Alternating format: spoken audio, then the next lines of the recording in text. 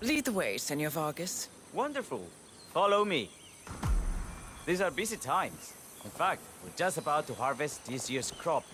Great expectations. So, how do you like Yo, what's up? Argentina? Like everywhere else. Full of Americans. First stop on the tour is the production floor, where our prize-winning Malbec grapes are processed. We insist on steaming every grape by hand, which means that during harvest season, the grapes do tend to pile up. Luckily, we have plenty of storage space. Our equipment is state-of-the-art, including an industrial-sized freezer unit, and last but not least, our trusty grape crusher. Interesting. Wouldn't you say, Mr. Black? Follow me, please. Mandíbula? Right. We need to get the radio. Are you a wine man, Black? Somehow you don't seem the type. Oh, I believe Mr. Black here is something of a jack-of-all-trades. Isn't that so? I dabble. I see. I just thought Yates might be sending a message. My mistake. So, have any of you been to a vineyard before? Only on business.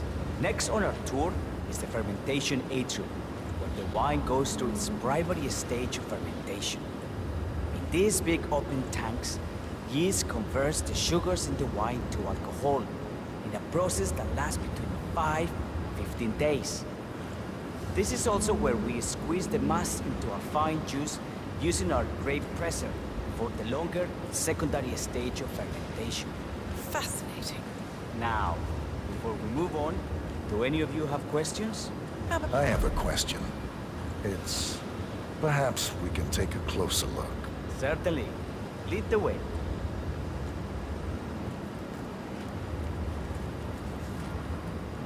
What can you tell me about this device? Grape presser, was it? That is correct, senor. After primary fermentation, the mass is pressed through a fine filter, leaving only the flesh and skins behind. I should add that grape stomping, the iconic practice of crushing grapes with your bare feet, is historically rare and mostly a tourist gimmick. But you are most welcome to try. Imagine you're a grape.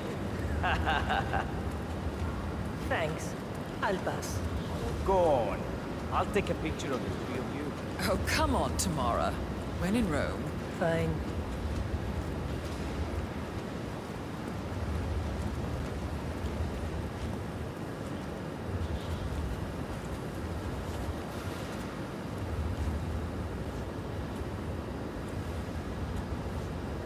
Say queso. May I see that? So, this is what the little guy feels like. No, all good. Looks like one.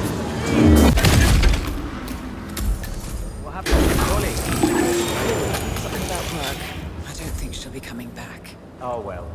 I'm sure she can find her way out. Let's proceed. Vente. Let's continue to the barrel room. If you'll follow me.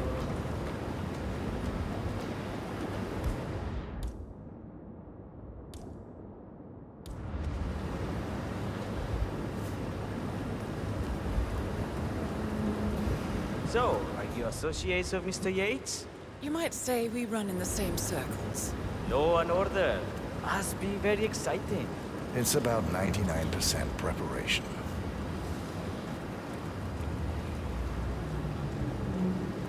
And so we arrive to our final stop, the barrel room. This is where we store the wine during the secondary stage of fermentation. The area behind the glass is where we keep our most precious bottles, including a 1945 Grand Paladin, the most expensive wine in existence.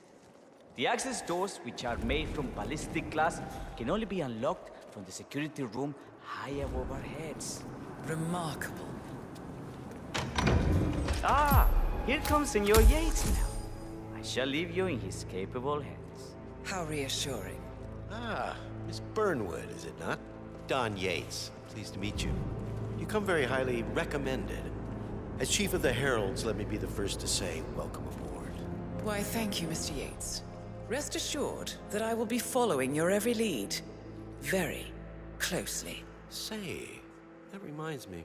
We're about to have a little Herald get-together up at the house. Just a modest toast to celebrate my forthcoming inauguration as constant.